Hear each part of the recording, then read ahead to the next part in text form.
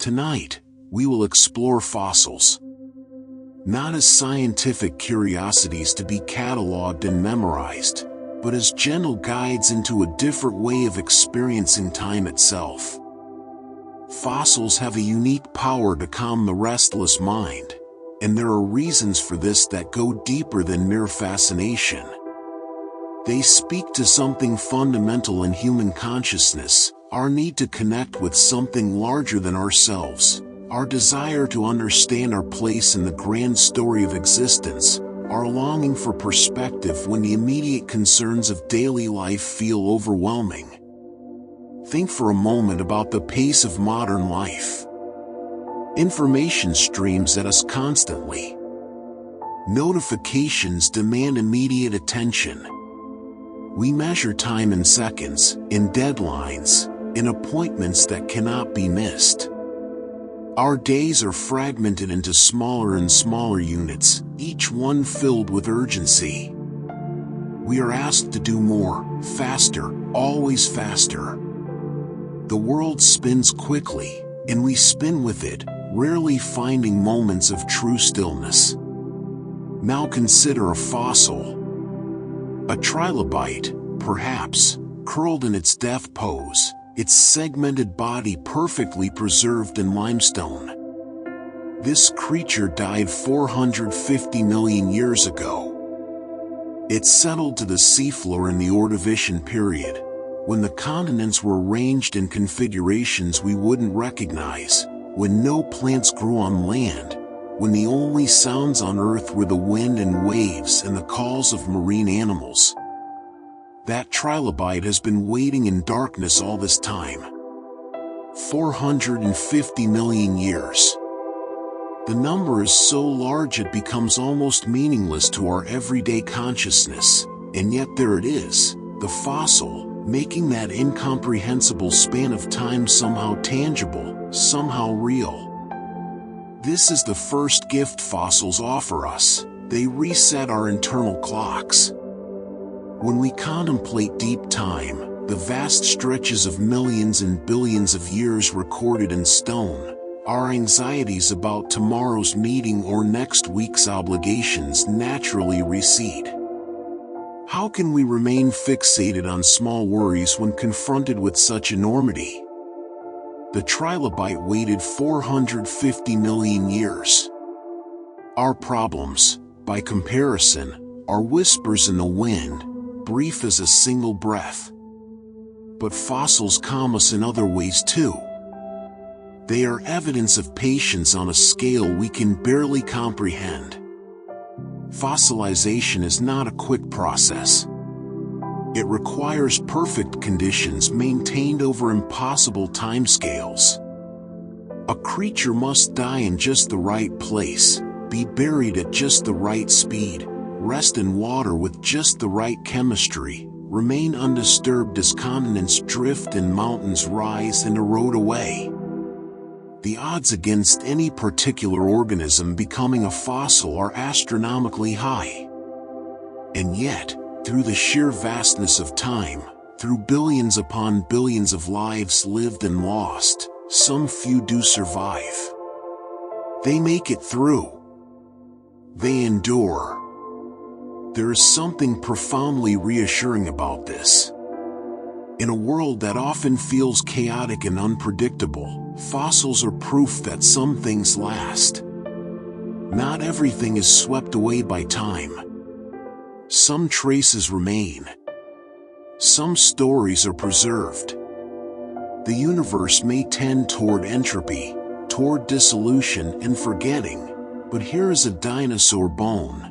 Here is an ancient shell. Here is a leaf imprint from a forest that grew before humans existed, evidence that memory can persist, that the past is not entirely lost. As you lie here preparing for sleep, you might notice your breathing has already begun to slow. This is natural. The very topic of fossils invites a kind of mental deceleration. We cannot rush through deep time. We cannot hurry millions of years. To truly contemplate fossils, We must slow down to geological pace, and our nervous systems respond by downshifting, by releasing the tension that comes from constant rushing. Tonight's journey will be long and meandering, like a river cutting slowly through stone. We will explore how fossils form, what they preserve, what they teach us about life and time and transformation.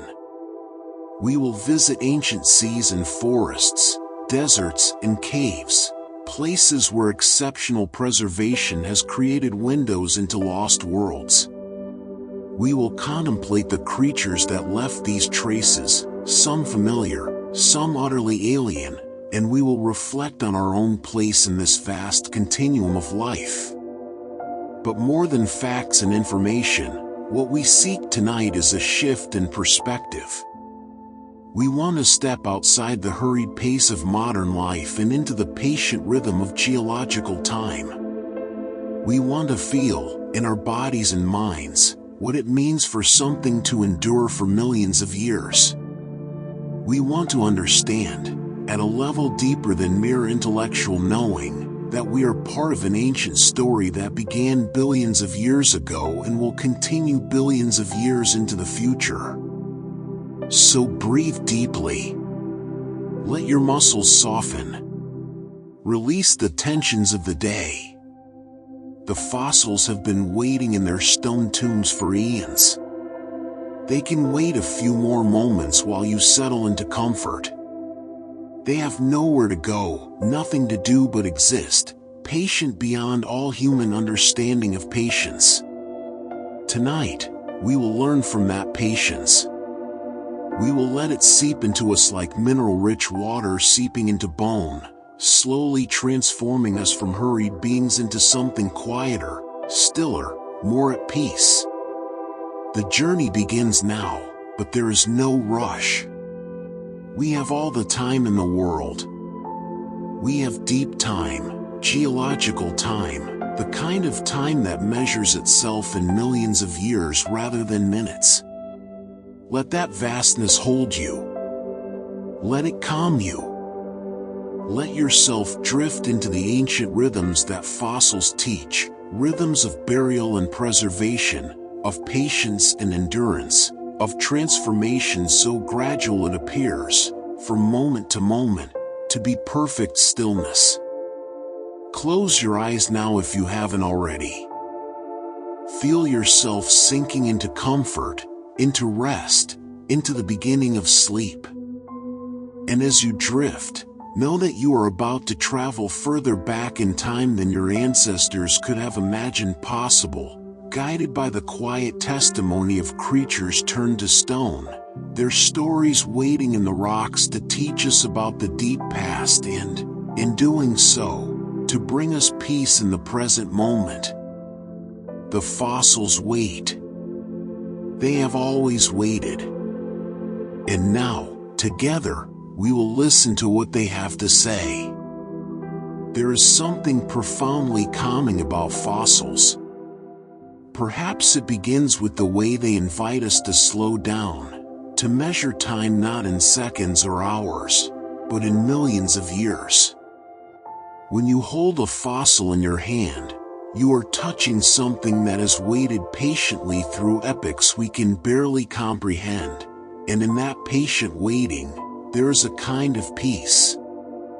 The story of fossils is the story of transformation through stillness.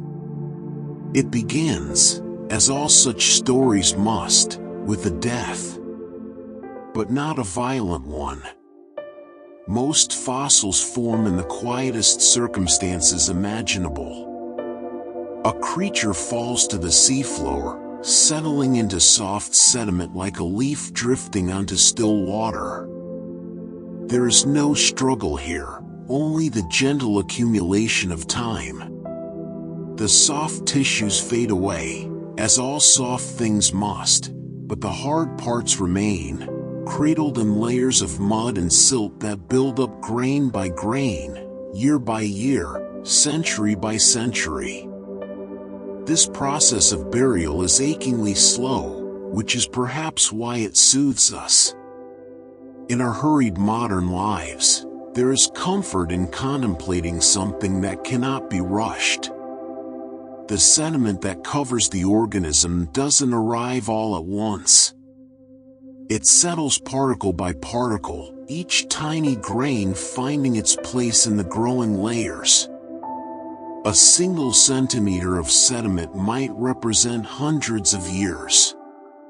The creature rests beneath this growing blanket, protected from the chaos above. As the sediment accumulates, it grows heavier. The weight of thousands of feet of rock begins to press down, compressing the layers beneath. This is called lithification, the transformation of soft sediment into solid rock. It happens so gradually that if you could watch it in real time, you would see nothing at all. Just stone being stone, time being time. The pressure squeezes out the water between the grains, and minerals begin to crystallize, cementing the particles together into sandstone, limestone, or shale. Meanwhile, something miraculous is happening to the bones and shells buried within. Groundwater, rich with dissolved minerals, seeps through the porous rock.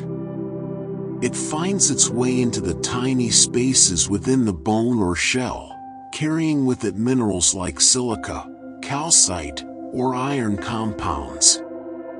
These minerals begin to precipitate out of the water, filling the microscopic pores and cavities. This is permineralization, and it happens with such delicacy, such precision, that even the cellular structure of the original organism can be preserved. The calcium phosphate of bone is gradually replaced, molecule by molecule, with stone.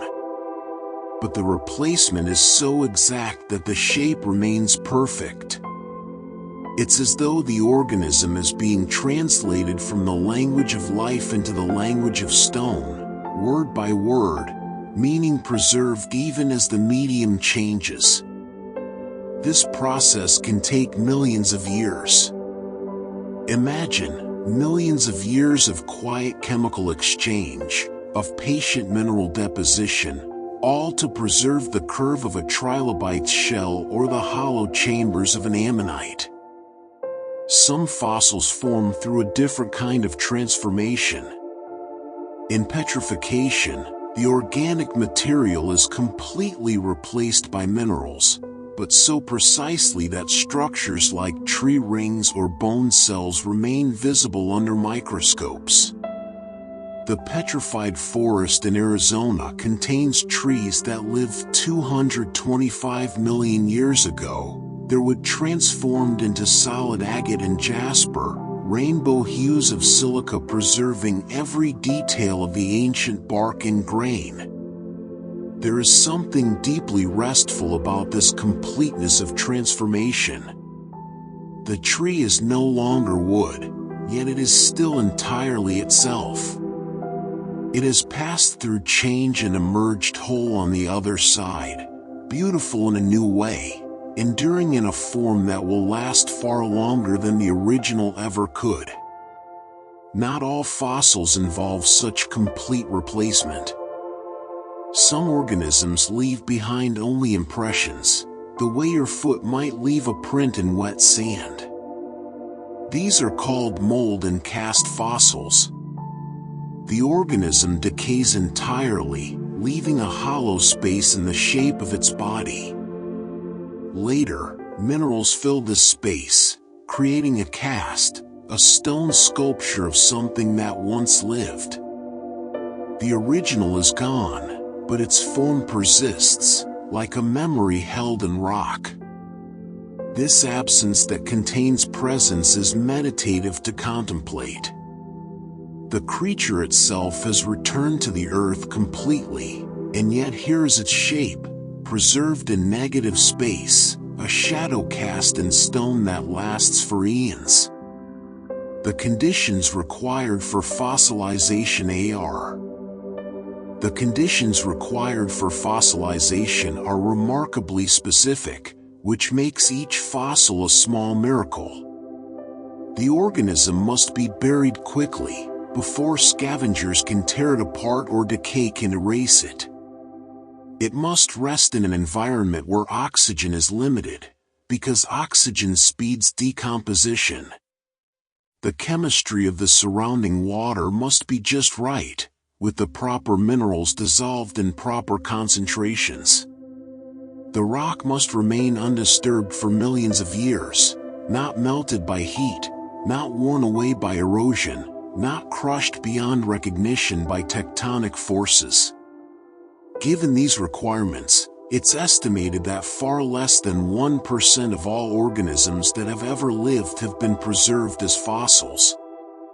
We are not looking at a complete record, but at the rarest survivors, the most fortunate fragments.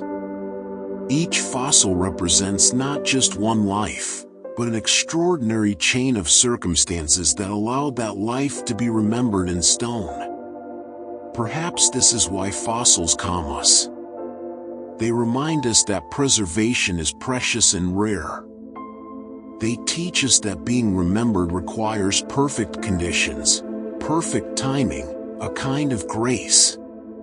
Not everything endures, but some things do, and there is peace in accepting both truths. The oldest fossils we have discovered are stromatolites, layered structures created by ancient cyanobacteria approximately 3.5 billion years ago. These are not fossils of individual organisms but records of ancient microbial communities, building their layered mounds in shallow seas when Earth was still young. To look at a stromatolite is to see evidence of life from a time when our planet had no oxygen in its atmosphere, when the sun was dimmer, when the moon hung huge and close in the sky. These ancient stones connect us to the deepest roots of life itself. The bacteria that built them were among the first organisms to perform photosynthesis, gradually filling the atmosphere with oxygen and making possible all the complex life that would follow. Every breath you take has its origins in the work of organisms like these, patient and simple, building their stone towers millennium by millennium. Moving forward through time, we find the Ediacaran fauna, strange soft-bodied creatures that lived between 635 and 541 million years ago. Their fossils appear as impressions in sandstone, ghostly outlines of organisms unlike anything alive today. They had no eyes, no mouths that we can identify, no clear sense of up or down. They simply existed, absorbing nutrients from the water or from microbial mats beneath them, forms of life that seem more like living quilts or fronds than animals as we know them. There is something wonderfully alien yet peaceful about the Ediacaran world. Before predators, before the arms race of evolution truly began, these creatures lived in what may have been Earth's last global Eden. They did not need to run or hide. They simply were, growing in the quiet seas, leaving their gentle impressions for us to find 500 million years later. The Cambrian explosion, beginning around 541 million years ago, brought a sudden diversification of life. Trilobites scurried across the seafloor on jointed legs, their compound eyes among the first to see the world. These arthropods evolved into thousands of species, and their fossils are abundant, their hard exoskeletons perfectly suited to preservation. To hold a trilobite fossil is to hold a nearly complete animal from the Paleozoic era, every segment preserved, the eyes sometimes still showing the individual lenses. Trilobites thrived for nearly 300 million years, surviving mass extinctions and adapting to changing seas.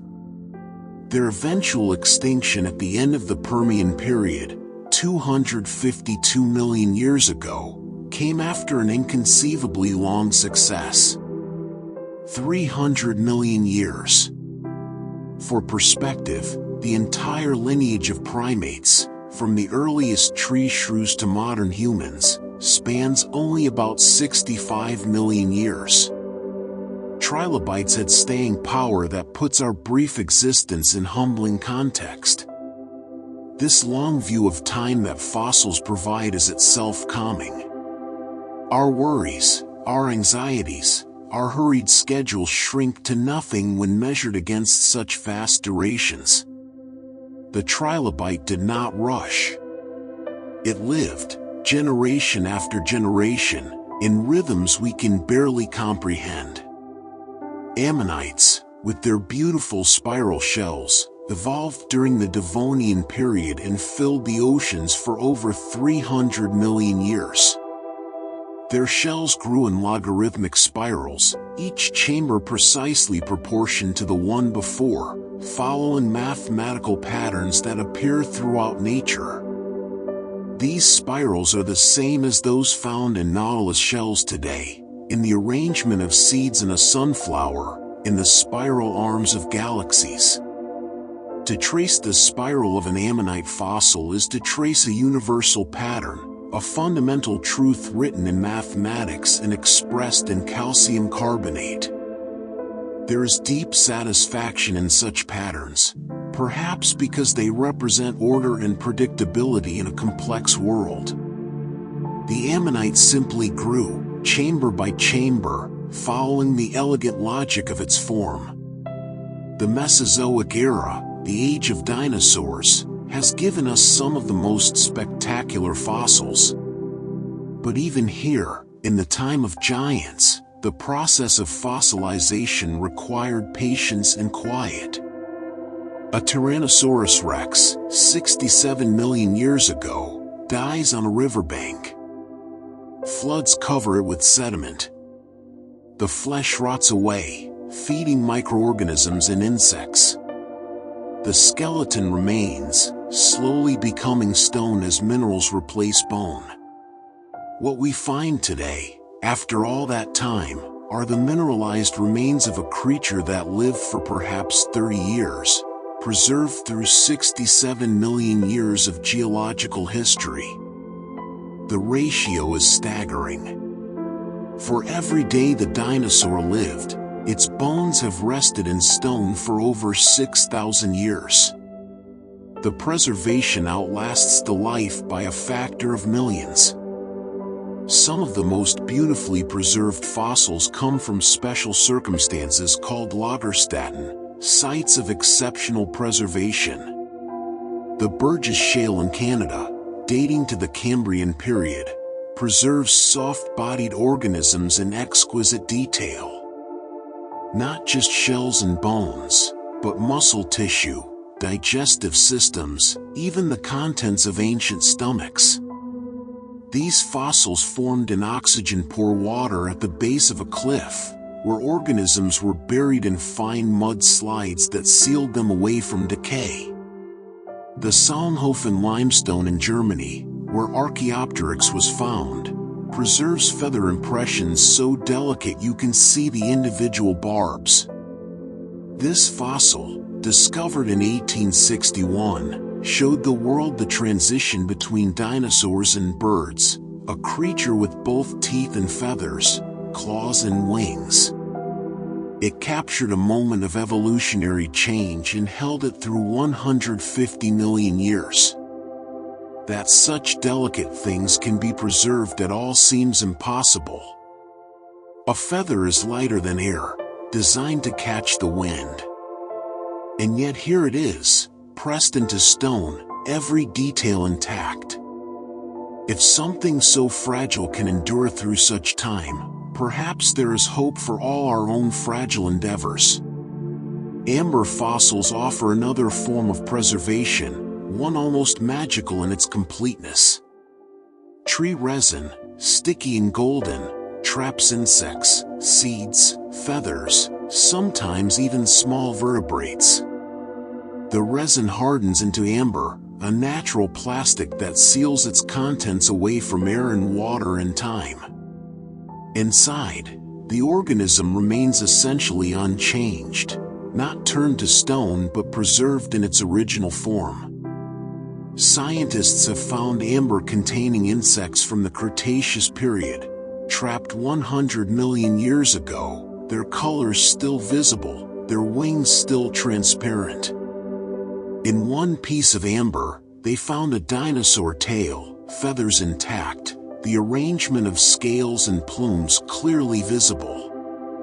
It's as close to time travel as nature allows, a window into the Mesozoic world.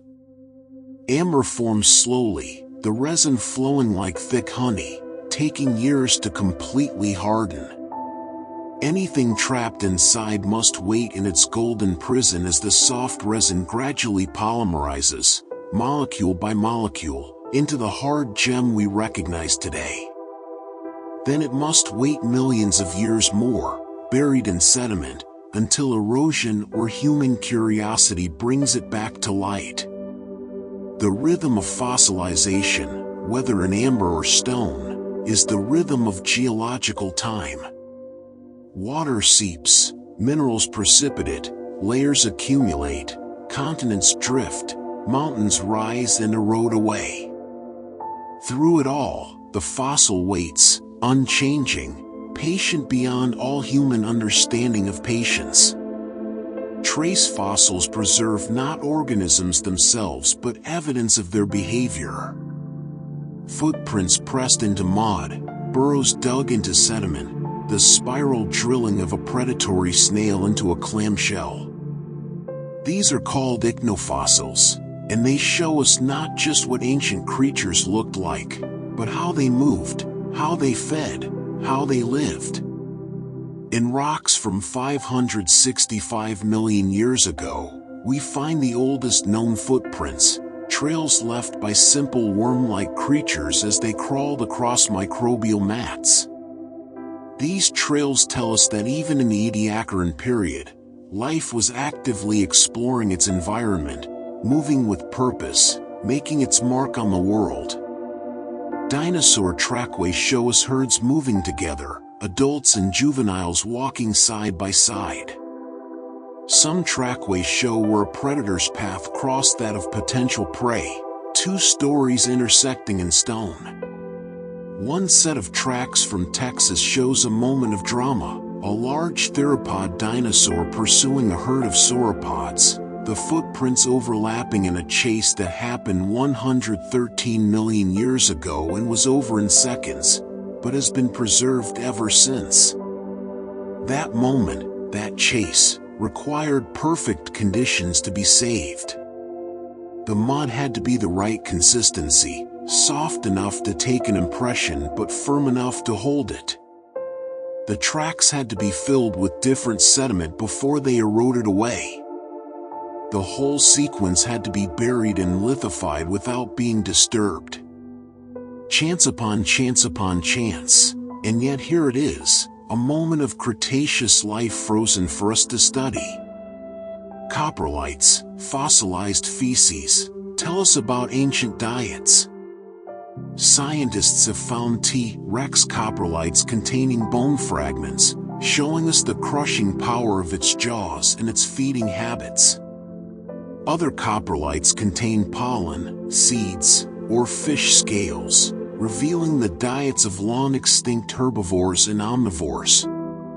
Even waste products, given enough time and the right conditions, become scientific treasures.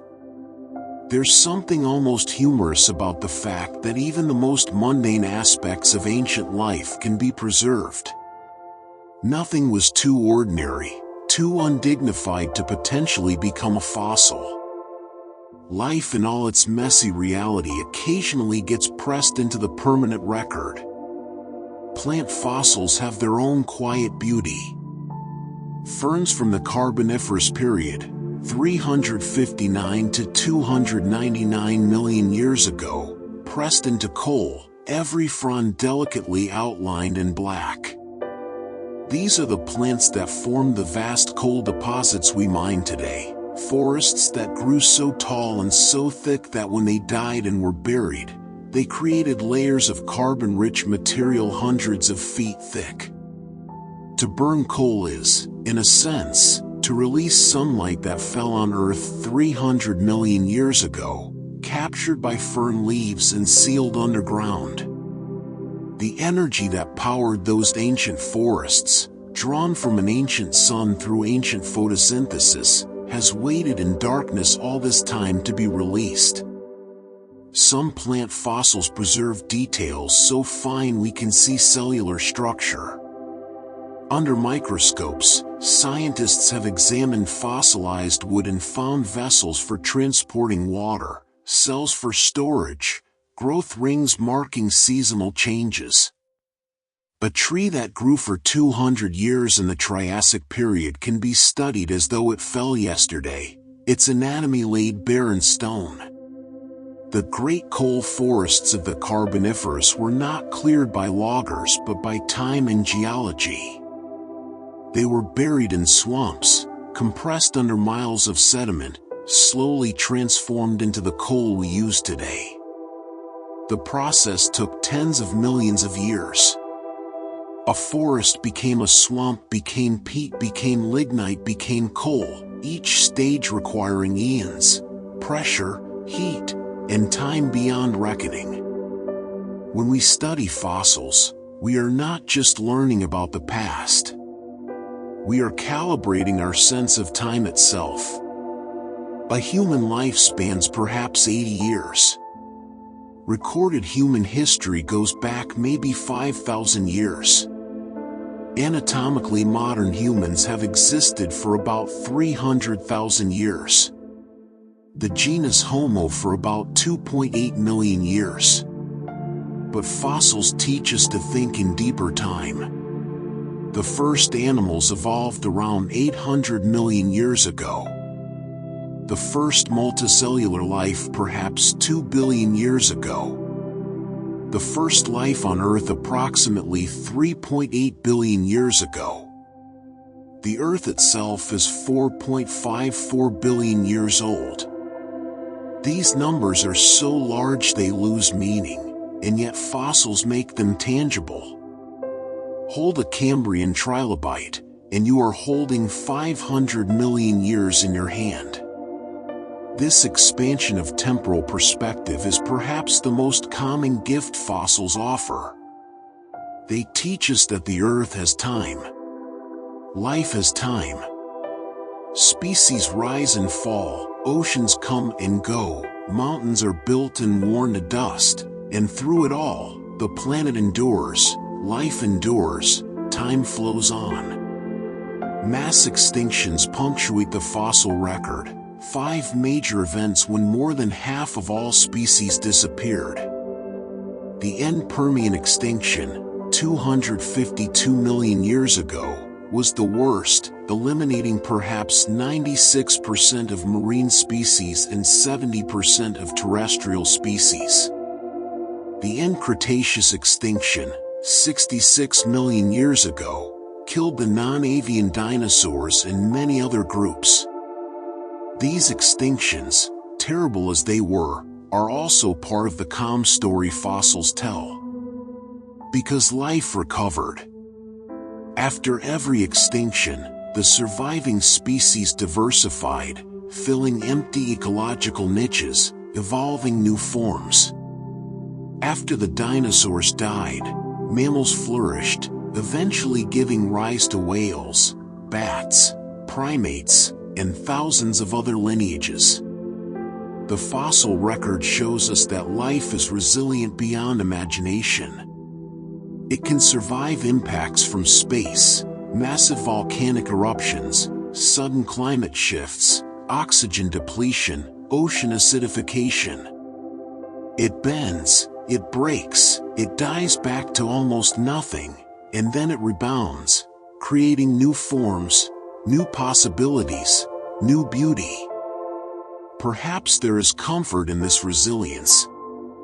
Even in our current age of environmental crisis, fossils remind us that life has faced worse and survived. This is not an excuse for inaction, but a reason for hope. Life wants to continue. It is staggeringly good at continuing. The transitional fossils that show evolution in action have a special power to calm and reassure.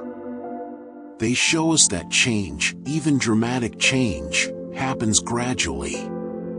Tiktaalik, a fossil from 375 million years ago, shows the transition from fish to amphibian. It has fins, but the bone structure inside those fins is beginning to resemble the limbs of land animals.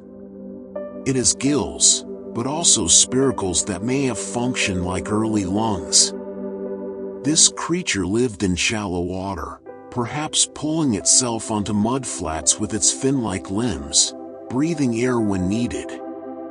It was neither fish nor amphibian but something in between, perfectly adapted to its transitional environment. Evolution did not require it to change overnight. It changed gradually, generation by generation, following the slow logic of natural selection. The fossils of whale evolution tell a similar story. Pakicetus, 50 million years ago, was a land animal with 4 legs that waded in shallow water to hunt fish. Ambulocetus, slightly later, was more aquatic, with shorter legs and a powerful tail. Dorodon, from 40 million years ago, was fully aquatic with tiny vestigial hind limbs.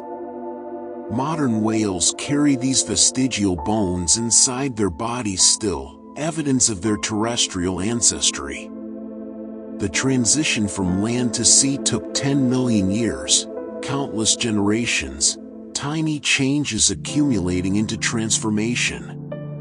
The fossils show us the steps, proof that evolution works not through sudden leaps but through patient, incremental change. This gradualism is itself soothing. Nature does not demand overnight transformations. It works with what is available, making small modifications, testing them against the environment, keeping what works. Change is possible, but it need not be rushed. Some of the most recent fossils are those of our own ancestors. Australopithecus afarensis, Lucy, who lived 3.2 million years ago in what is now Ethiopia. Her skeleton shows the transition to upright walking, with a pelvis adapted for bipedalism but arms still long and strong for climbing. She was small, perhaps just over 3 feet tall, living in a world of predators much larger than herself. The fact that we have Lucy at all is remarkable. She died near water, perhaps in a flood, and was buried quickly in fine sediment. Of the billions of Australopithecus afarensis individuals that lived, we have found remains of only a few hundred. Lucy is one of the most complete, about 40% of her skeleton preserved. From her, and fossils like her, we can trace the story of human evolution. Gradual increase in brain size, refinement of tool use, eventual migration out of Africa, development of culture, art, language. The story written in stone and bone, each fossil a word in the long sentence of our becoming. When we look at human fossils, we see ourselves as part of deep time, not separate from it. We are not outside the story of life on Earth, but deeply embedded within it. Our existence is brief, but we are connected through ancestry to every living thing, all the way back to those first cyanobacteria building their stromatolites in ancient seas.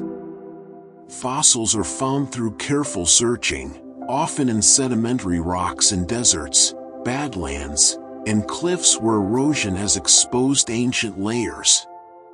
Paleontologists walk slowly, eyes on the ground, looking for the particular color or texture that might indicate bone or shell. Sometimes they find nothing for days. Sometimes they find a single tooth. Sometimes they find a nearly complete skeleton. The process of excavation is painstakingly slow. Large fossils must be carefully exposed, documented, and then encased in plaster jackets for transport. A single large dinosaur might take weeks or months to excavate properly. Back in the laboratory, preparation technicians spend hundreds of hours removing the surrounding rock grain by grain using tiny tools, brushes, even needles. This slow, careful work mirrors the slow process of fossilization itself. Millions of years to create, hours upon hours to reveal. Nothing is rushed. Everything is done with attention and care. Once prepared, fossils are studied, measured, photographed, and described in scientific papers. They are placed in museum collections where they become available to researchers worldwide. A single fossil might be studied dozens of times over decades, revealing new information as techniques improve. The Tyrannosaurus rex specimen known as Sue, discovered in 1990 and now displayed at the Field Museum in Chicago, is still yielding insights. Researchers have studied her bones to determine her age at death, 28 years, her injuries and diseases, her growth rate, her bite force. Each study adds another piece to our understanding of this species. Sue is approximately 67 million years old. She has been dead far longer than humans have existed as a species.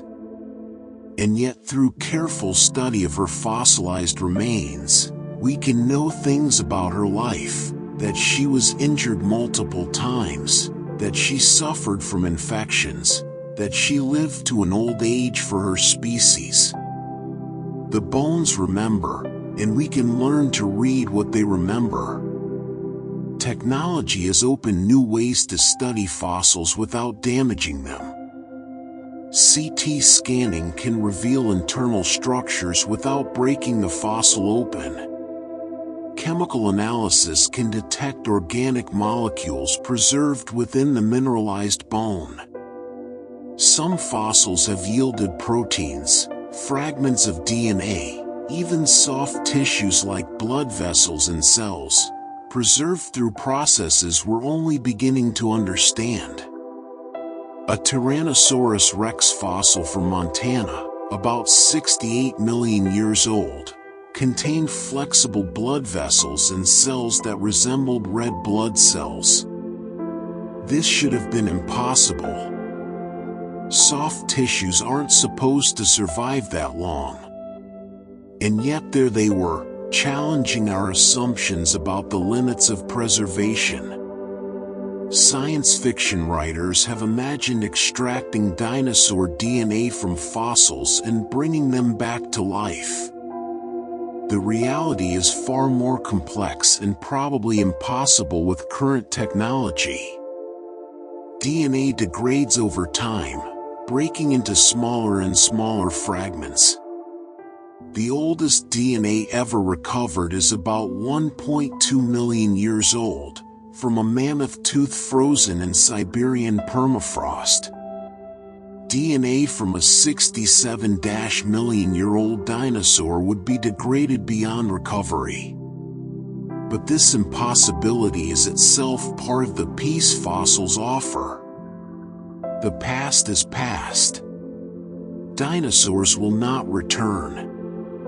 What is gone is gone. We have only the traces they left behind, and those traces are precious precisely because they are all we will ever have. This teaches us to value what remains, to appreciate the fragility of preservation, to understand that everything that exists now will also eventually pass. New fossils are discovered constantly. Each year brings hundreds of new species to light. In Mongolia, paleontologists find new dinosaur species in the Gobi Desert. In China, exquisitely preserved feathered dinosaurs emerge from ancient lake beds. In Antarctica, despite the harsh conditions, researchers discover fossils of ancient forests and creatures that lived when that frozen continent was temperate and green. Every new discovery slightly changes our understanding of the history of life. A fossil found in Morocco pushed back the date of the earliest Homo sapiens by 100,000 years. A fossil from Scotland showed that the first land animals emerged from water earlier than previously thought. Each find is a revision, a refinement, a new piece of the puzzle.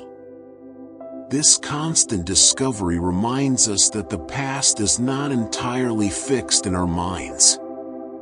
We are always learning, always revising, always finding new evidence that changes the story we tell. The scientific process mirrors the geological process, gradual accumulation of evidence, building layer upon layer, toward more complete understanding. Amateur fossil hunters contribute to science as well. Someone walking a beach might find an ammonite weathering out of a cliff. A construction crew might uncover mastodon bones. Children exploring creek beds find shark teeth from when their landlocked region was covered by ancient seas. These fossils often end up in museums or university collections, adding to the permanent record. There is something democratic about fossil hunting. You don't need expensive equipment or advanced degrees. You need patience, careful observation, and respect for the finds. Anyone can participate in revealing deep time. As you lie here, breathing slowly, perhaps you can imagine yourself as a paleontologist in the field. The sun is setting over Badlands in Montana. You've been walking all day, and your feet are tired. The rocks around you are from the Hell Creek Formation, laid down in the last million years of the Cretaceous period, when Triceratops and Tyrannosaurus rex walked this land. You're about to head back to camp when something catches your eye. A dark curve protruding from the cliff face, the telltale shape of bone. Your heart quickens, but you take your time. You photograph the location, mark it with GPS, make notes about the rock layer and surrounding geology. Tomorrow you'll return with proper tools. But for now, you sit on a nearby rock and watch the sunset paint the Badlands in shades of red and gold. Somewhere in these rocks are the remains of creatures from a lost world. They have waited 66 million years. They can wait one more night. The preservation of fossils requires balance. Too much oxygen, and the organism decays before burial. Too little burial, and it erodes away. Too much heat, and the organic material is destroyed. Too much pressure, and the fossil is crushed. The conditions must be just right, maintained through millions of years of geological activity. This precariousness of fossilization makes each fossil a small miracle. So much had to go right for it to exist at all. The organism had to live, had to die in the right place, had to be buried quickly but gently, had to avoid being eaten or scattered, had to rest in chemically favorable conditions, had to avoid being melted, eroded, or crushed through vast spans of time. And then, having survived all that, it had to be found. Erosion had to expose it again without destroying it. Someone had to walk past at the right moment, looking in the right direction, recognizing it for what it was. The chain of circumstances required for a fossil to move from ancient organism to museum display is so improbable that each fossil represents a kind of cosmic good fortune. Perhaps this is the deepest reason fossils calm us. They are evidence that despite overwhelming odds, despite entropy and decay in the relentless march of time, some things persist. Some things endure. Some traces of the past survive to teach the future. The universe tends toward disorder, toward dissolution, toward forgetting. But here's a trilobite's eye, 400 million years old, its lens is still in place. Here is a fern frond from the Carboniferous, pressed into coal, every leaflet delicately preserved. Here is a dinosaur footprint, filled with sediment in the Jurassic and turned to stone, the exact shape of an individual's foot from a particular moment on a particular day. These things should not exist. By every law of probability, they should have been destroyed, forgotten, erased from the record. But they weren't. They survived. They endured. They made it through the vast grinding machine of geological time and emerged intact, ready to tell their stories to anyone patient enough to listen. As you drift towards sleep, imagine the fossils in museum drawers and display cases around the world. Millions of them, each one a survivor, each one a story, each one a connection to deep time. They rest in darkness, as they have for eons, waiting patiently to teach us about the history of life on Earth. The ammonites curl in their perfect spirals. The trilobites lie with their segments aligned. The dinosaur bones, once part of living creatures that breathed and hunted and raised young, now rest in stone. Their calcium phosphate molecules replaced atom by atom with minerals from the earth. Nothing is permanent, the fossils whisper. Everything changes, everything ends. But some things are remembered. Some things leave traces. And those traces, carefully preserved, carefully studied, carefully honored, connect us across the vastness of time to all the life that came before us. You are part of this story. Your body contains calcium from ancient seas, carbon from ancient plants, water that has cycled through countless organisms over billions of years. You are made of star stuff, as Carl Sagan said, but you are also made of dinosaur stuff, trilobite stuff, stromatolite stuff. The atoms in your body have been part of the story of life on Earth since the beginning. And when you are gone, those atoms will continue their journey, becoming part of other organisms, other stones, other stories. Perhaps some small part of you, in circumstances too improbable to imagine, might itself become a fossil, preserved for future beings to study and wonder over. But for now, you are here, breathing in this moment, connected through fossils to the deep past and the deep future. Rest in that connection. Let it hold you as the sediment held the trilobite, gently, completely, for as long as time allows. The fossils wait in darkness, as they have waited for millions of years. They are patient. They are calm. They are proof that time, though it destroys all things eventually, can also preserve, can also remember, can also carry forward the traces of what once was. Let that patience flow into you. Let that calm settle over you. Let yourself rest in deep time, where a lifetime is but a moment, and yet every moment matters. Every trace might be preserved. Every story might be told again to someone who listens carefully enough. Sleep now, knowing that you are connected to everything that has ever lived, every creature that left its mark in stone, every being that contributed its atoms to the great cycle of life and death and transformation. You are part of deep time, part of the story of life on Earth, part of the patient, enduring, miraculous fact of existence itself. The fossils wait in their museum cases in undiscovered rock layers. They have all the time in the world.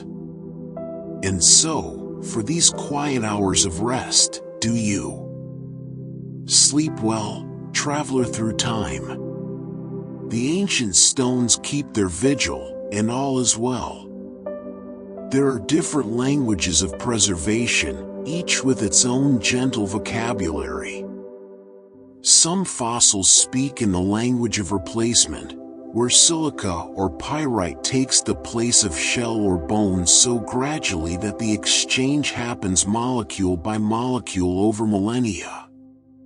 This is the language of patience, of slow transformation that honors the original form even as it changes the substance. Iron pyrite, fool's gold, sometimes replaces organic material in fossils.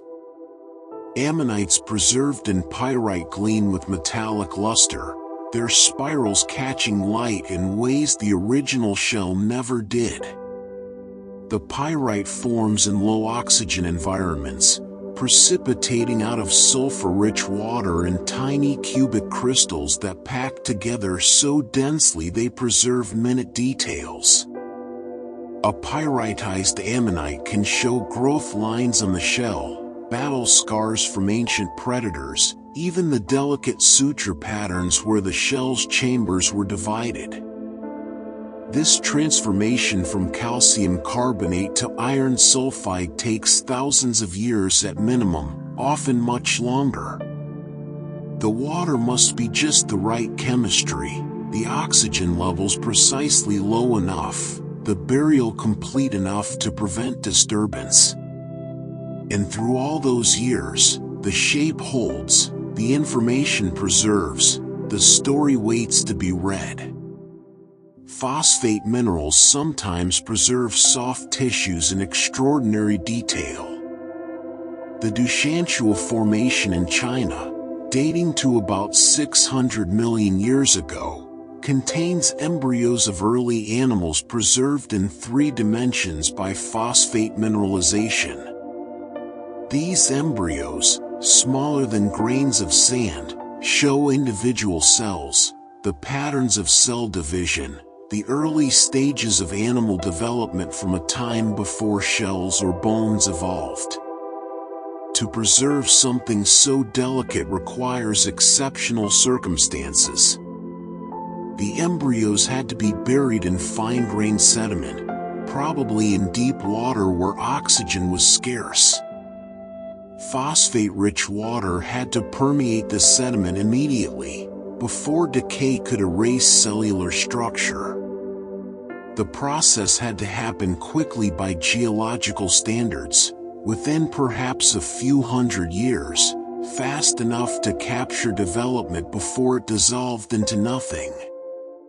That we can see 600-million-year-old embryos, that we can study how the earliest animals developed from egg to organism, seems almost impossible. And yet the stones hold these secrets, these impossibly delicate traces of ancient life beginning. Carbonate minerals, primarily calcite, are the most common fossilizing agents. They form in warm, shallow seas where calcium carbonate precipitates easily from seawater. Coral reefs, shell beds, limestone cliffs, all are repositories of ancient marine life, layer upon layer of organisms that extracted calcium from seawater to build protective shells and skeletons. The White Cliffs of Dover in England are made almost entirely of the shells of coccolithophores, microscopic algae that lived in the Cretaceous seas. Each individual organism was invisible to the naked eye, but trillions upon trillions of them lived and died, their tiny calcium carbonate plates settling to the seafloor. Over millions of years, these accumulated into chalk deposits hundreds of feet thick. To stand before the White Cliffs is to stand before a monument to patient accumulation. Each inch of cliff represents thousands of years of microscopic rain, tiny shells drifting down through ancient water, settling in darkness, compressing into stone. The white stone is not solid rock but rather countless billions of tiny fossils, each one a perfect geometric structure, packed together into a mass that has endured for 90 million years. This vision of the infinitesimally small adding up to the vast is itself meditative. No single organism matters, and yet together they build mountains. No single moment matters, and yet together they build eons. The tiny becomes tremendous through the simple passage of time.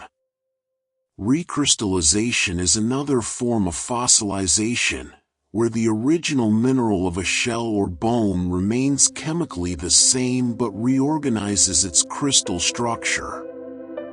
Aragonite, the mineral form of calcium carbonate that many marine organisms use to build shells, is unstable over geological time. It slowly converts to calcite, the more stable form, without changing the overall chemistry. This conversion happens crystal by crystal, the aragonite structure dissolving and reforming as calcite while preserving the overall shape of the shell. It can take millions of years. The process is so slow that if you could watch it, you would see nothing change from one century to the next. And yet over deep time, the transformation completes itself, the fossil remaining perfectly formed but fundamentally altered at the molecular level. There is something profound about this patience. The Earth is never in a hurry. Processes that seem instantaneous to geological time, volcanic eruptions, earthquakes, floods, are anomalies. The normal state of the Earth is quiet, gradual change, transformation so slow it is essentially stillness. Some fossils form in volcanic ash, buried suddenly by eruptions and preserved in the fine-grained tuff. Pompeii is the most famous example, though not fossilized in the traditional sense. The people and animals overwhelmed by Vesuvius in 79 AD left voids in the hardened ash, voids later filled with plaster to reveal their final moments. But true fossils form this way too. The Messel Pit in Germany, a fossil site from the Eocene epoch about 47 million years ago, contains creatures preserved in fine volcanic ash and lake sediments. The preservation is so exceptional that fossils include not just bones but soft tissues, fur, feathers, even stomach contents.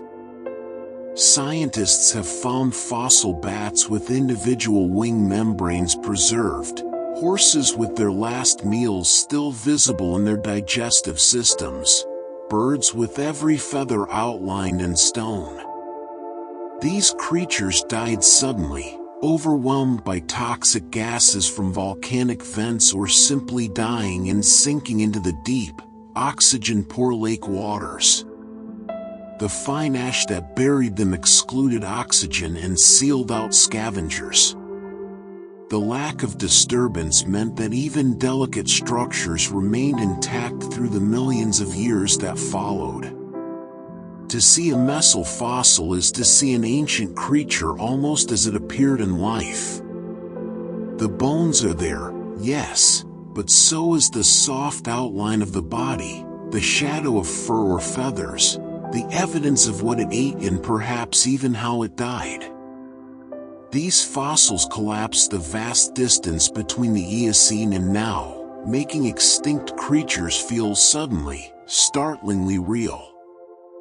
Lake deposits are particularly rich in fossils because lakes can be geologically stable environments with consistent sedimentation.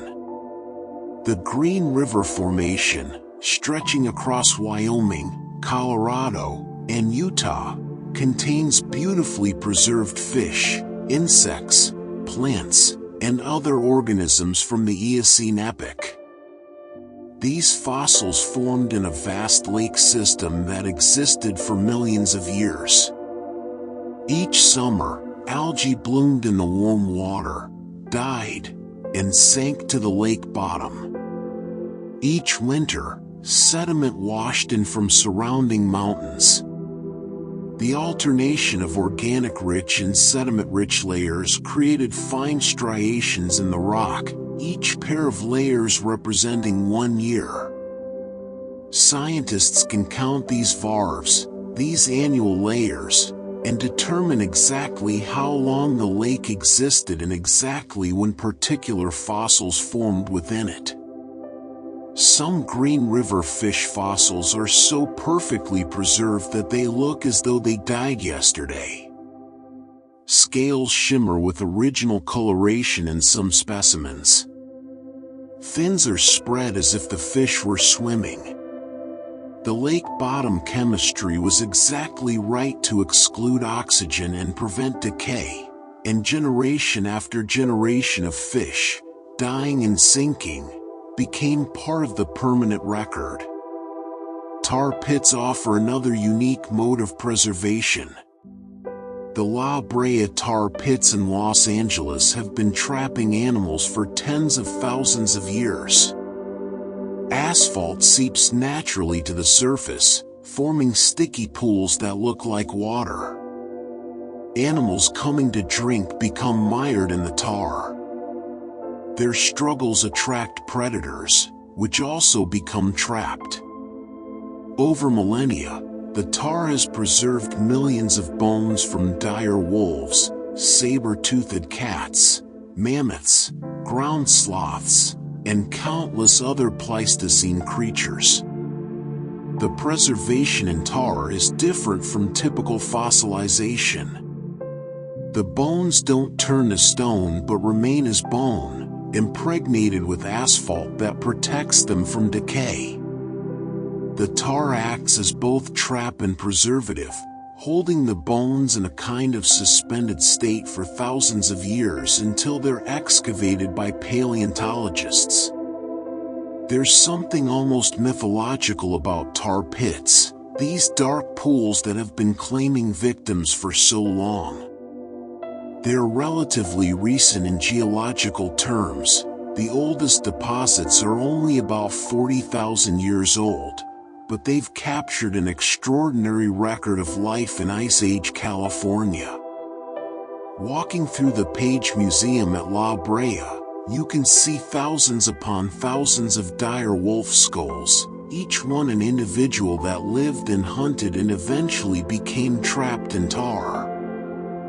Frozen fossils, preserved in permafrost, offer the most lifelike preservation of all.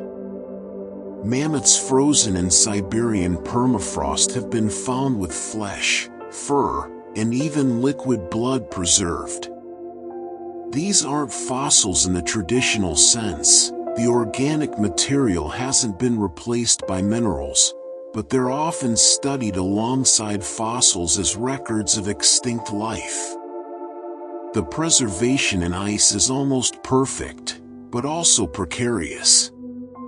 As long as the ground remains frozen, the mammoth endures. But climate change is thawing permafrost across the Arctic, exposing these frozen time capsules to decay for the first time in tens of thousands of years. Scientists race to document and sample these specimens before they're lost. One mammoth, found in 2013, was so well preserved that liquid blood flowed from the carcass when it was excavated. The blood had been frozen for more than 40,000 years, preserved in tissues that remained viable enough to release it. Scientists have extracted DNA from such specimens, sequenced mammoth genomes, and discussed the theoretical possibility of cloning extinct species. This near-perfect preservation makes the mammoth seem less distant, less extinct. You can see the reddish fur, the curved tusks, the massive shoulders. This creature was walking the earth not millions of years ago but mere millennia, a blink in geological time. Our ancestors drew mammoths on cave walls, hunted them, perhaps contributed to their extinction. Cave deposits preserve bones in yet another way. Limestone caves, formed by acidic water dissolving rock, sometimes contain deposits of flowstone, stalactites, and stalagmites that can encase and preserve bones. Animals fall into caves and can't escape, or die in caves they used as dens. Their bones become incorporated into the growing calcium carbonate deposits. Narrated caves in Australia contain fossils from hundreds of thousands of years of animals fallen through openings in the cave roof. The bones accumulated in chambers below, protected from weathering and scavenging. Among the fossils are extinct megafauna, giant kangaroos, massive wombats, marsupial lions, alongside modern species, showing how the fauna changed over time as the climate shifted and humans arrived on the continent. The caves acted as natural traps and natural museums simultaneously. The still, constant temperature inside caves slows decay. The lack of sunlight prevents photodegradation. The calcium-rich water percolating through the caves can mineralize bones relatively quickly. Some of the narrated fossils are so well preserved that they retain original bone material, not yet fully mineralized. Desert environments, though seemingly harsh, can preserve fossils exceptionally well. The aridity prevents decay by bacteria and fungi, which need moisture to thrive.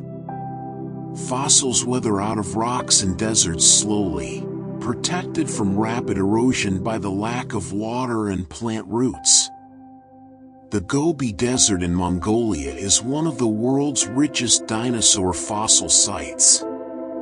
The preservation is often spectacular because the animals were buried in sandstorms, covered rapidly by dry sand that excluded oxygen and moisture.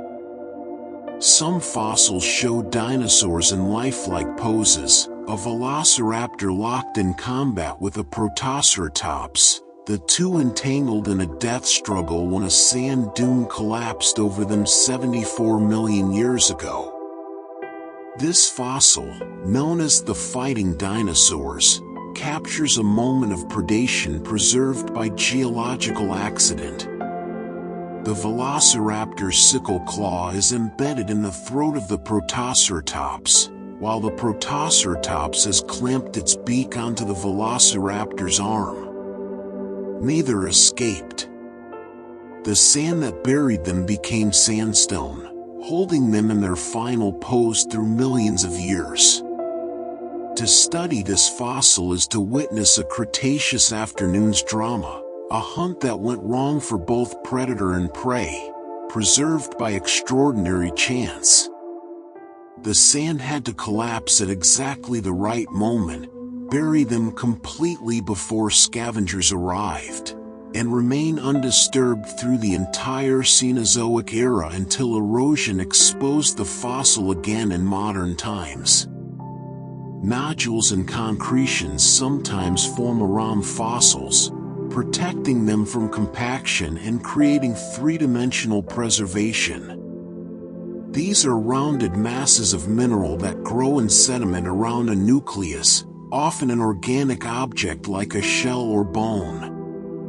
The concretion grows outward from the fossil, cementing sediment into a hard mass that resists erosion better than the surrounding rock. The Mason Creek fossil beds in Illinois are famous for their concretions, which split open to reveal beautifully preserved organisms from the Carboniferous period. Ferns, insects, horseshoe crabs, jellyfish, all preserved in 3 dimensions by the protective nodules.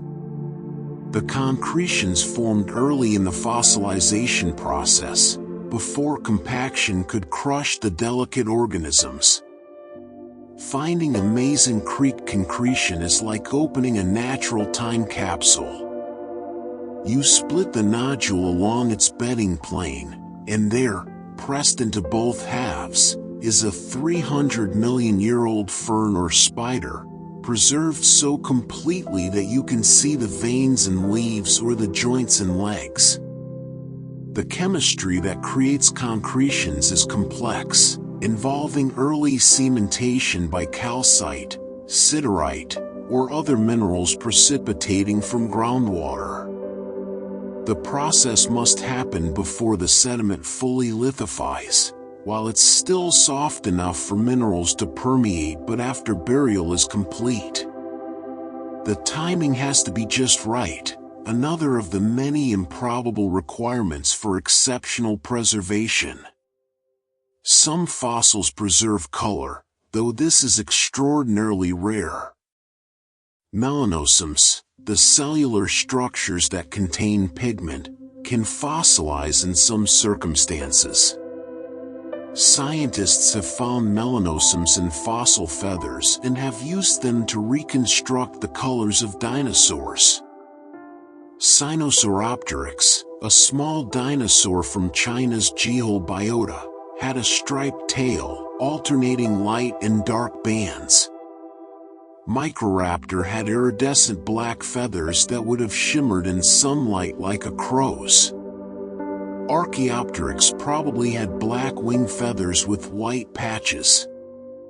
These colors, lost for millions of years, have been reconstructed by studying the shape and arrangement of fossilized melanosomes.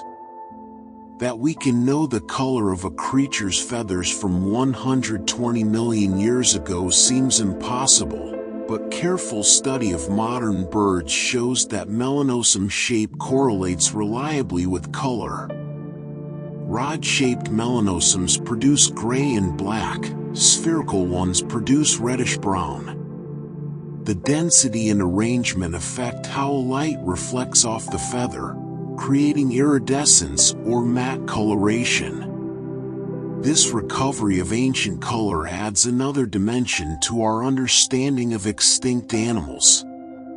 They weren't just gray shapes moving through a gray past but colorful, perhaps brightly colored, adapted to visual communication and camouflage and display. The Mesozoic world was as vivid as ours, filled with color and light and pattern. Biomolecules sometimes survive fossilization, though this was long thought impossible. Proteins are more stable than DNA and can persist for millions of years in the right conditions. Collagen, the structural protein in bone, has been recovered from Tyrannosaurus rex fossils and sequenced, showing similarities to modern bird collagen. These ancient proteins are fragmentary and degraded but still analyzable with modern techniques. They provide direct biochemical evidence of evolutionary relationships that complement the anatomical evidence from bone structure. The molecular clock can be calibrated with fossil dates, helping scientists understand the pace of evolution. Even older proteins have been recovered from ostrich eggshells dating to 3.8 million years ago. The proteins were protected inside the crystalline structure of the eggshell, shielded from water and oxygen. They're fragmentary, just pieces of the original molecules, but their amino acid sequences can still be determined. This molecular paleontology is relatively new, made possible by advances in mass spectrometry and other analytical techniques. It opens a new window into the past, allowing scientists to study the biochemistry of extinct organisms, not just their anatomy. The process of diagenesis, the chemical and physical changes that sediment undergoes as it turns into rock, affects how fossils are preserved. Temperature, pressure, groundwater chemistry, and time all play roles. Some diagenetic processes destroy fossils, crushing or dissolving them. Others preserve them better, mineralizing tissues or protecting them in nodules. Understanding diagenesis helps paleontologists predict where to find fossils. Rocks that have been heated or deeply buried are less likely to contain well-preserved fossils. Rocks from stable cratons that haven't been disturbed by mountain building are better bets. Fine-grained sediments preserve better than coarse ones. Marine sediments are more fossil-rich than terrestrial ones. These patterns emerge from the study of thousands of fossil sites around the world. The accumulated knowledge guides fossil hunters to productive areas and helps them interpret what they find. The science of taphonomy, the study of how organisms become fossils, has revealed the biases and limitations in the fossil record, showing us where our knowledge is reliable and where it's incomplete. Lagerstätten, sites of exceptional preservation, show us how rich the fossil record could be under ideal conditions. The Xinjiang fauna in China, from the Cambrian period, preserves soft-bodied organisms in extraordinary detail. Not just their outlines but internal organs, digestive systems, nervous systems, even eyes with the lenses still in place. These fossils formed in fine clay on the deep seafloor, in low oxygen conditions that prevented decay. The organisms were covered quickly by mudslides, sealing them away from scavengers. The fine grain size of the clay preserved minute details. And the rocks, for 518 million years, were never heated, never crushed, never eroded until human paleontologists found them. To study Xinjiang fossils is to see the Cambrian explosion in high definition. These strange organisms, some recognizable as early arthropods or chordates, others utterly bizarre and unlike anything alive today, swam in ancient seas when complex life was still experimenting with different body plans. One Xinjiang organism, Hallucigenia, was so strange that scientists initially reconstructed it upside down and backward. It had 7 pairs of spines along its back, or were they legs, and 7 pairs of tentacles underneath, or were those the legs, making the spines defensive structures on its back. Only detailed comparisons with modern velvet worms, its distant relatives, resolved the anatomy. This confusion illustrates both the challenges and rewards of paleontology. The fossil is beautifully preserved, but the creature is so different from modern organisms that interpreting it requires careful comparative anatomy and sometimes decades of study. Each fossil is a puzzle, and solving the puzzle brings us closer to understanding the full diversity of life across deep time. The Burgess Shale, another Cambrian lagerstätte, was discovered in 1909 by Charles Walcott. He spent years excavating the site, collecting over 65,000 specimens. The fossils were so different from anything known that many weren't properly understood until the 1970s, when scientists re-examined the collection with fresh perspectives. Opabinia, for instance, has 5 eyes and a frontal appendage that looks like a vacuum cleaner hose with a pincer at the end.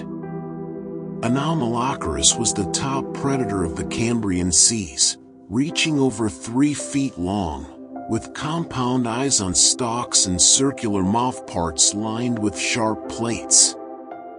These creatures seem almost alien, yet there are distant ancestors, early experiments in the evolution of complex animal life. The Burgess Shale fossils formed in a similar way to Xinjiang: deep water, low oxygen, rapid burial, fine sediment. The consistency of these requirements across different lagerstätten worldwide shows that exceptional preservation follows predictable patterns. It's not random luck but the result of specific, identifiable environmental conditions. Modern paleontologists seek out these conditions.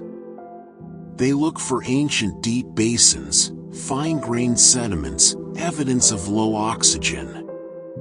They follow these clues into remote mountains, harsh deserts, Arctic tundra, anywhere the rocks of the right age and type might outcrop. The fossils wait in the stone, patient as always, for someone to recognize the signs and bring them back to light. Phosphorite deposits, rich in phosphate minerals, sometimes contain extraordinary fossil assemblages. The Sum Shale in South Africa preserves soft-bodied organisms from the Ordovician period, including some of the earliest land animals.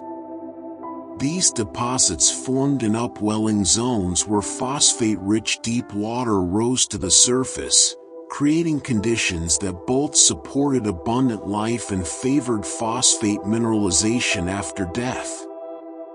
The preservation in phosphorite can capture soft tissues in 3 dimensions. Some fossils can be dissolved out of the rock using weak acid, which leaves the phosphatized fossil intact while removing the surrounding matrix. The result is a 3-dimensional fossil that can be studied from all angles, revealing anatomical details impossible to see in flattened specimens. This technique, called acid preparation, requires great patience. The fossil is immersed in dilute acid for hours or days, and the reaction is monitored carefully. Too much acid or too long an exposure damages the fossil. The process might take weeks for a single specimen, but the results can be spectacular: a perfect 3-dimensional arthropod or worm, every segment and appendage preserved. Eggs and embryos, being delicate, rarely fossilize, but when they do, they provide remarkable insights into ancient reproduction and development. Dinosaur eggs have been found in nests, sometimes with the skeletons of adult dinosaurs nearby, suggesting parental care. Some eggs contain embryonic skeletons, showing the skeletal development of baby dinosaurs before hatching. The smallest dinosaur embryos ever found are from titanosaur eggs in Argentina. The embryos are fully articulated, curled in the position they held inside the egg, with tiny bones perfectly preserved. Scientists can study how these giant dinosaurs developed from tiny hatchlings, what proportion their heads were to their bodies, how their limbs were arranged. Fossil eggs reveal reproductive strategies. Some dinosaurs, like modern crocodiles, buried their eggs and left them to incubate on their own. Others, like modern birds, sat on nests and actively incubated. Evidence for this comes from fossils of oviraptorosaurs found sitting on nests of eggs, their arms spread over the clutch in a protective posture.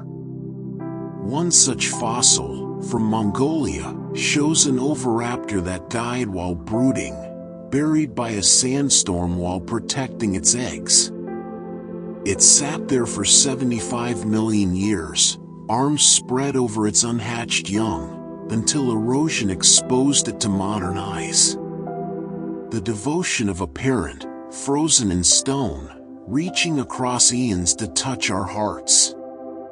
Skin impressions are rare but incredibly valuable. They show us the texture of dinosaur skin, whether it was scaly like a lizard, pebbly like an elephant, or somewhere in between. Some hadrosaurs had complex, polygonal scales. Some tyrannosaurs had pebbly skin with scattered larger scales. Some specimens preserve the edges of where feathered areas met scaly areas, showing the distribution of different integument types. These impressions form when an animal dies and dries out in the sun, the skin becoming leathery before burial. The sediment takes an imprint of the skin texture, and this imprint can be filled in later by different sediment or minerals, creating a natural cast. The original skin is gone, but its texture is immortalized. To see dinosaur skin texture is to imagine running your hand over their hides, to picture how light would have played across their bodies, to envision them as real, tangible creatures covered in real, textured skin. They become less like monsters and more like animals, products of evolution with adaptations for their environments. Stomach contents in coprolites, fossilized feces, reveal ancient diets. A fossil shark from the Cretaceous was found with a pterosaur in its stomach, direct evidence of a feeding interaction from 90 million years ago. Coprolites from carnivorous dinosaurs contain bone fragments showing they crushed and ate bone, not just flesh. Coprolites from herbivores contain plant material, sometimes identifiable to species.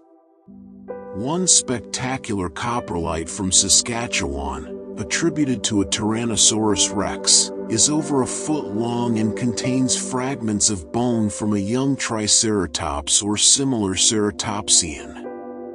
The bone fragments show that T. rex had crushing bite force capable of breaking apart thick bones, and that it swallowed large chunks of bone along with meat. These fossils connect ancient organisms in food webs.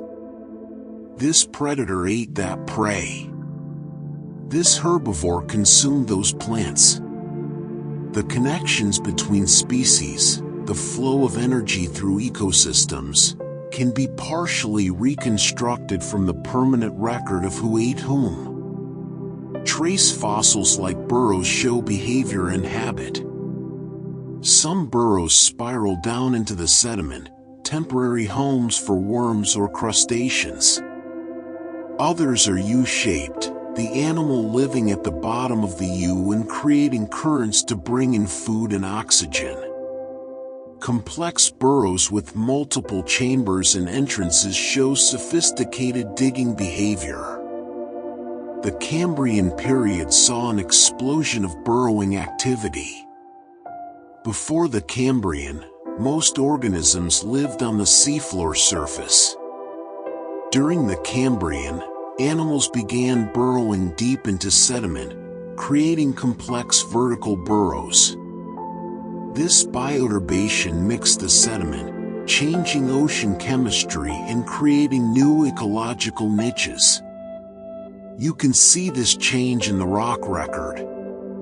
Precambrian sediments show clear, undisturbed layering.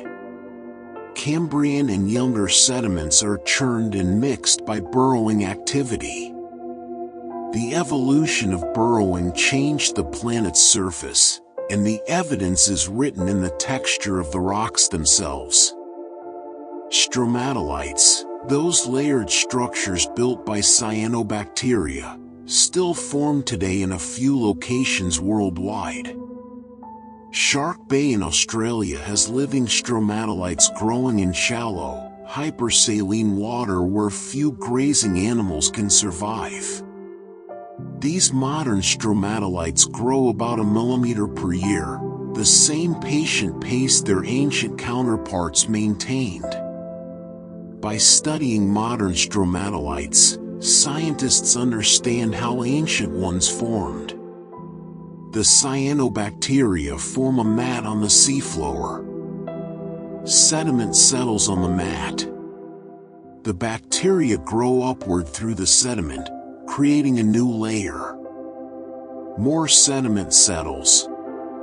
The cycle repeats, layer upon layer, year after year, building structures that can grow several meters tall over thousands of years.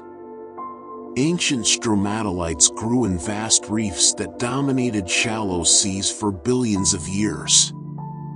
They were the first ecosystem engineers, the first organisms to significantly modify their environment on a large scale. They released oxygen, changing the atmosphere from reducing to oxidizing, making possible all the complex life that requires oxygen to thrive. That we can trace this history, that we can see the stromatolites from 3.5 billion years ago and compare them to stromatolites growing today, creates a connection across almost the entire history of life on Earth. The same process, the same patient growth, linking the Archean Eon to the present moment. Your breath, as you lie here, contains oxygen released by plants through photosynthesis. That process began with cyanobacteria billions of years ago, recorded in ancient stromatolites. The air you breathe is a gift from the deepest past, for microorganisms that lived when Earth was young, before even single-celled eukaryotes had evolved.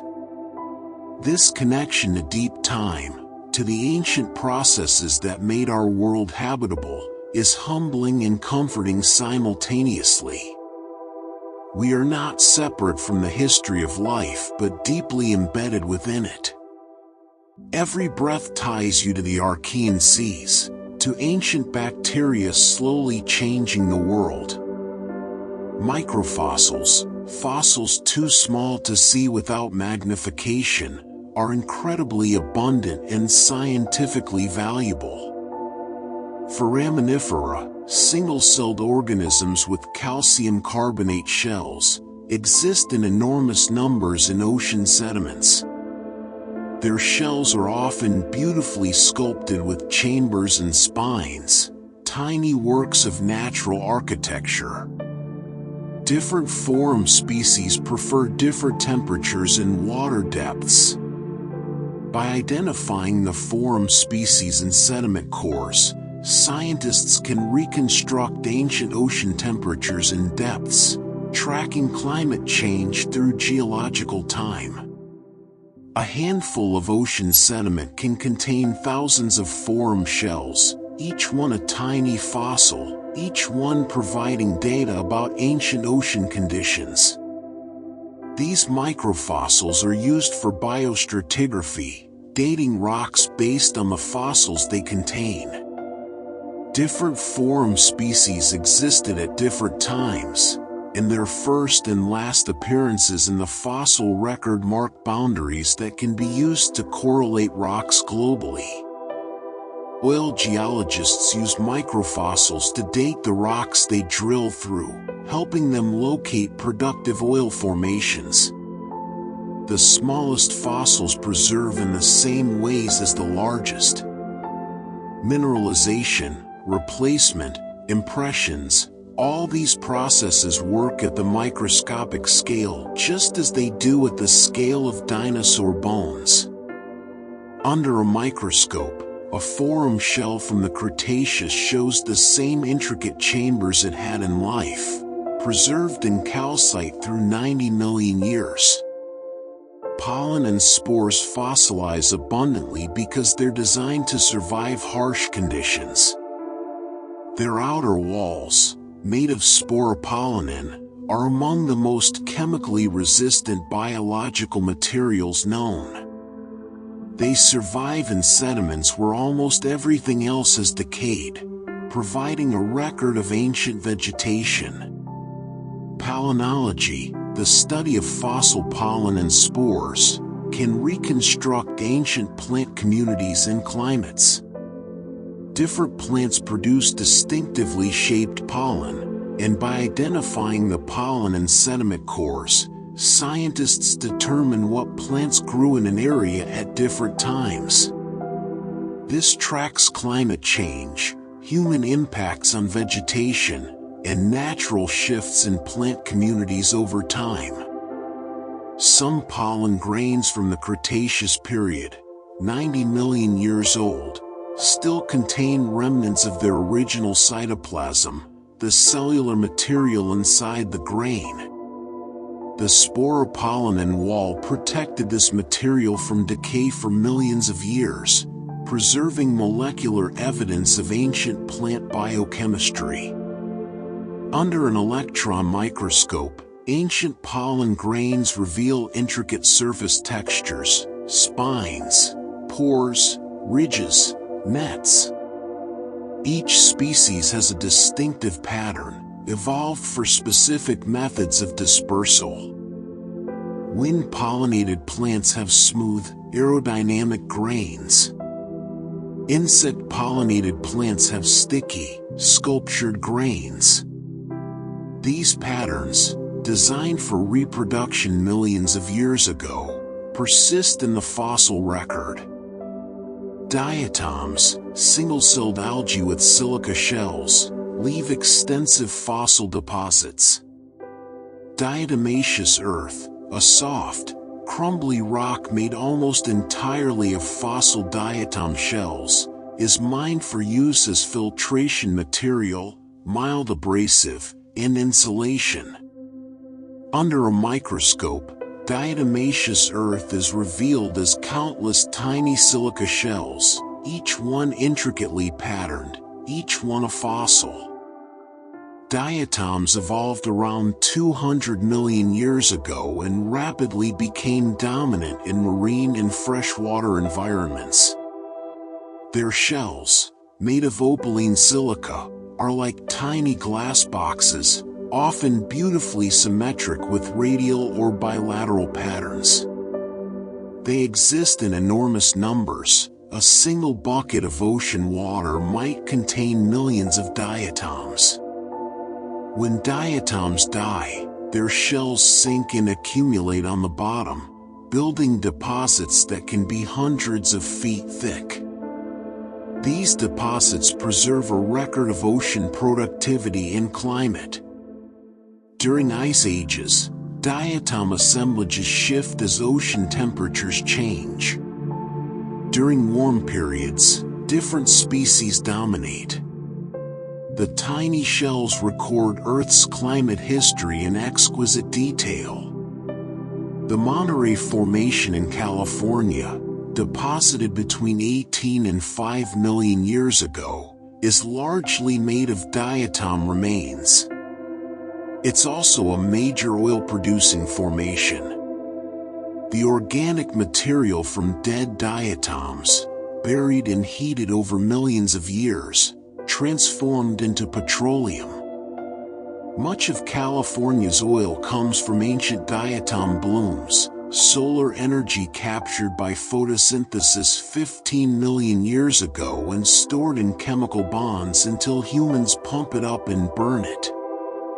Radiolarians, another group of single-celled organisms, build intricate skeletons of silica. Their fossils are common in deep-sea sediments and some types of chert, a silica-rich rock. Radiolarian skeletons are like microscopic sculptures, spheres and cones and lattices of silica, each species with a distinctive architecture. Like diatoms and forams, radiolarians are used for biostratigraphy and paleoclimate reconstruction. Their species turnovers mark time, their abundance patterns track ocean productivity, their shell chemistry records ocean temperatures. These microscopic fossils are as scientifically valuable as dinosaur bones, and far more abundant. The diversity of microfossils is staggering. Thousands of species of forams, diatoms, radiolarians, pollen, spores, and other microscopic organisms have been identified from the fossil record. Each one lived, reproduced, and died, leaving tiny traces in sediment that accumulated over millions of years into thick deposits. To study microfossils is to engage with life at a different scale, to appreciate that the history of life is not just about large animals but about the countless small organisms that form the base of food webs, that produce oxygen, that shape environments through their sheer numbers. Close your eyes and imagine the ocean floor, quiet and dark. Microscopic shells drift down like snow, settling on the sediment. One shell, then another, then millions, billions, trillions. They accumulate grain by grain, year by year, millennium by millennium. The weight of water above presses down. The shells compact. Minerals precipitate between them. The ooze becomes stone, the shells become fossils, and the process continues, patient and inexorable, building the rock record of Earth's history. This is happening now, in the oceans, as it has happened for hundreds of millions of years. Diatoms and forams are dying and sinking, their shells settling, beginning the long transformation into rock. Future geologists, millions of years from now, might study these sediments and reconstruct our current climate, our ocean chemistry, our world. The fossils being made today will outlast our civilization, our species, perhaps our genus. They will remain after everything we've built has eroded away, the only permanent record that we lived in this time, shared the planet with these species, breathed this air, swam in these seas. This perspective, that everything alive today is potentially tomorrow's fossil, can shift how we see the present moment. We are not outside the story of deep time but actively part of it. Every organism alive now is making history, leaving traces that might, with extraordinary luck in the right circumstances, be preserved for future beings to study.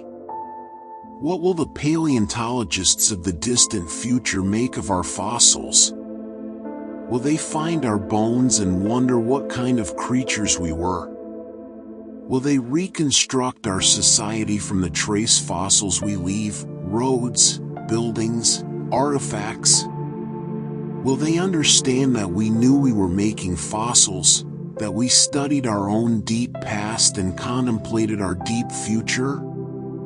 These questions are unanswerable, but pondering them connects us to the vast sweep of life on Earth.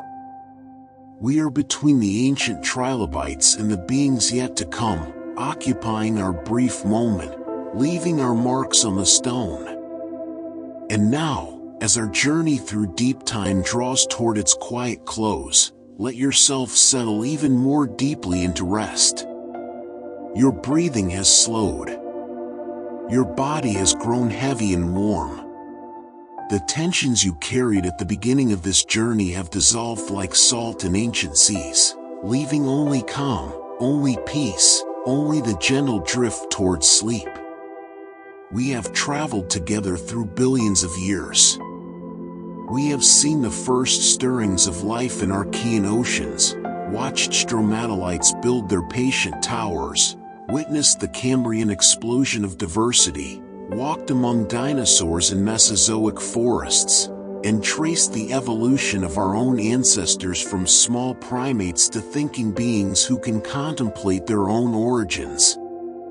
All of this history is written in stone, preserved in fossils, waiting quietly in museums and mountainsides and deserts around the world. But what does all this mean for you, here, now, as you lie in darkness preparing for sleep? For now, there is no need to adapt or grow or change. There is only rest. Imagine yourself as a fossil in the making. Not literally, of course, but metaphorically. You are lying still, letting the sediment of sleep settle over you, layer by gentle layer. Your thoughts slow and quiet like an organism settling to the seafloor. Your body grows heavy as stone, perfectly at rest, perfectly preserved in this moment of peace. The earth beneath you has held fossils for billions of years. It has cradled trilobites and ammonites, dinosaurs and mammoths, ancient ferns and early humans. It holds them still, patient and protective, asking nothing, simply maintaining its gentle grip through the turning of eons. Tonight, the earth holds you too, supports your weight, keeps you safe as you sleep. Feel that support now. Feel the solid presence beneath you, whether it's a mattress or the ground itself. This solidity connects you to the rock record, to all the layers of sediment laid down over billions of years. You rest on the surface of a planet that has been turning for 4.5 billion years, that will continue turning long after you're gone, patient and enduring as always. The fossils we've explored tonight, the trilobites and dinosaurs, the ancient plants and microscopic organisms, have returned to dust and stone. Their individual lives ended, but their stories persist. They are remembered. They are studied. They teach us still, millions of years after their deaths, about the history of life and the nature of time. You, too, will leave traces. Not necessarily fossils in the literal sense, but impressions on the people you've known, changes you've made in the world, ripples that spread outward from your existence. Some of these traces may last longer than you can imagine. A kind word might be remembered for a lifetime. A child you've influenced might influence others in turn, your impact echoing down through generations. You cannot know the full extent of your effect on the world, just as a Cambrian trilobite could not know that its fossilized form would be studied by curious primates millions of years in the future. But none of that matters right now. Right now, there is only this moment, this breath, this gentle descent into sleep. The fossils have taught us patience tonight. They have shown us that the most important processes cannot be rushed. A bone becoming stone takes millions of years. A mountain range rising and eroding takes tens of millions of years. A species evolving into a new form takes countless generations. Everything of value takes time. So give yourself time now. Time to rest. Time to let go of the day's concerns.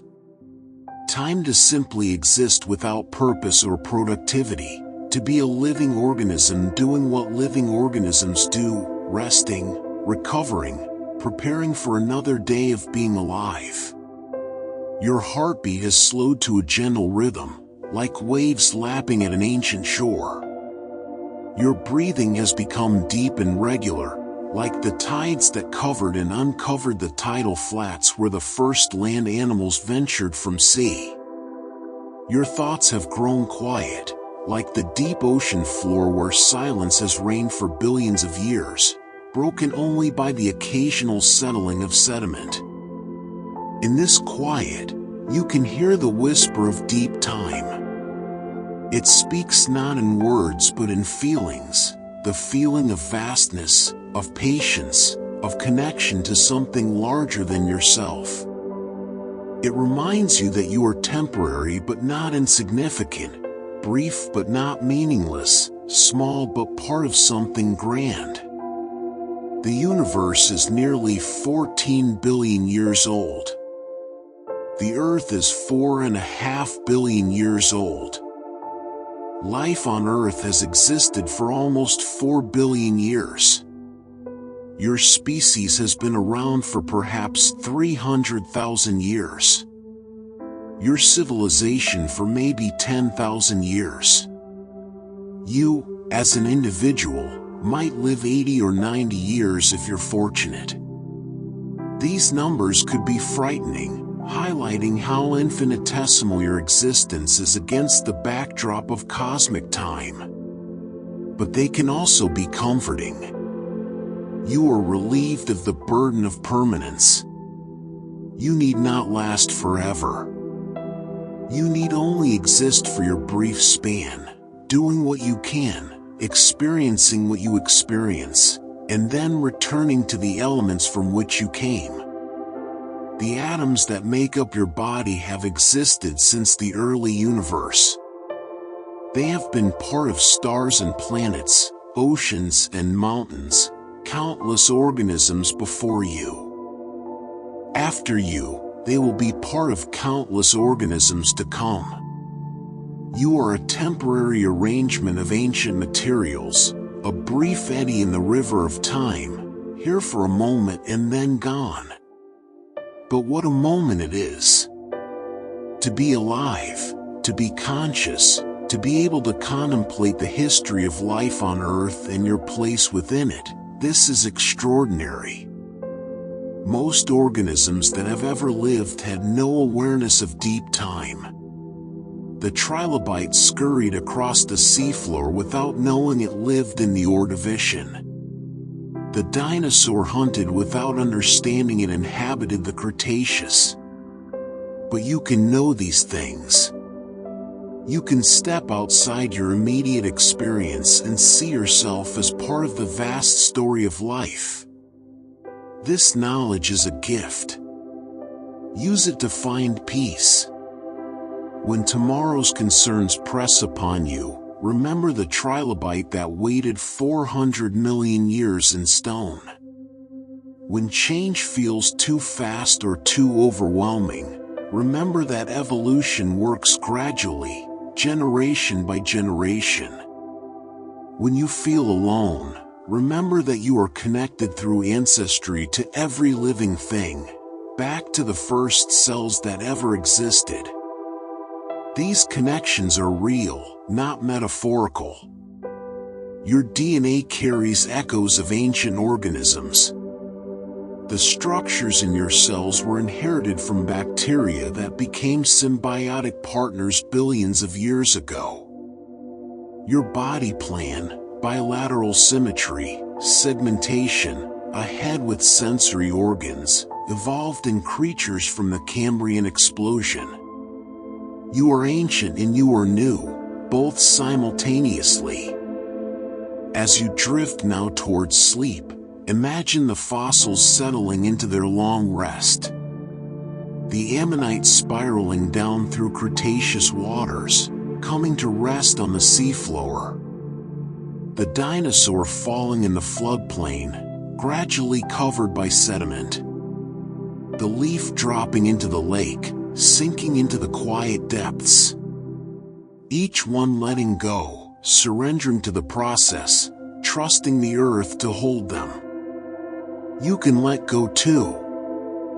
Let go of control, of worry, of the need to remain alert. The earth will hold you through the night just as it has held countless organisms through geological time. You are safe. You are supported. You can rest. The darkness around you is not emptiness but fullness, the fullness of all the nights that have ever been, all the organisms that have ever slept or rested, all the quiet moments of peace in the history of life on Earth. You join that great rest now, adding your own moment of peace to the sum total of peace that has existed across deep time. Breathe slowly. Feel your body sinking deeper into comfort with each exhalation. The weight that holds you down is the same weight that compressed ancient sediments into rock, that holds fossils safe for millions of years. Let it hold you now. Your thoughts are like sediment settling in still water. They drift down slowly, landing softly, coming to rest. The water clears. The mind quiets. Only stillness remains. In this stillness, you are ageless. You are not young or old but simply existing, as fossils exist, present, enduring, at peace. Time moves around you but does not touch you. You rest in the eternal now, the same now that contains all the moments of deep time, past and future collapsed into this single, perfect present. The fossils wait in museums and mountains, in deserts and ocean floors, in rock formations around the world. They wait as they have always waited, patient witnesses to the passage of time. And you, too, can wait. You can be patient. You can rest in the knowledge that everything unfolds in its own time, that the universe is in no hurry, that the processes that matter most, growth, change, transformation, cannot be rushed. Sleep comes when it comes, like fossilization, like evolution, like the slow turning of continents. You cannot force it, only allow it. So allow it now. Welcome the heaviness in your limbs, the slowing of your thoughts, the gentle pull toward unconsciousness. You have traveled billions of years tonight. You have witnessed the birth of life, the evolution of complexity, the rise and fall of countless species. You have seen trilobites and dinosaurs, ancient forests and vanished seas. You have touched deep time and let it touch you in return. Now the journey ends, not with a conclusion but with a continuation. The story of life on Earth goes on. The processes of fossilization continue. Organisms are dying and being buried even now, beginning their transformation into the fossils that future beings will study. And you continue too, breathing, resting, part of the ongoing story of life. Rest well, knowing you are held by the same earth that has held all life for 4 billion years. Rest well, knowing you are connected to everything that has ever lived. Rest well, knowing that your brief existence is part of something vast and beautiful and enduring. The fossils wait in silence. The earth turns in darkness. And you, precious and temporary, rest in perfect peace. Sleep now. Sleep deeply. Let the patient rhythm of geological time carry you into dreams. The stones remember everything, and they will remember this too, that you existed, that you wondered, that you sought peace in contemplating deep time. Rest now in that peace. All is well. All has always been well. All will always be well. The fossils wait. The earth endures. And you rest.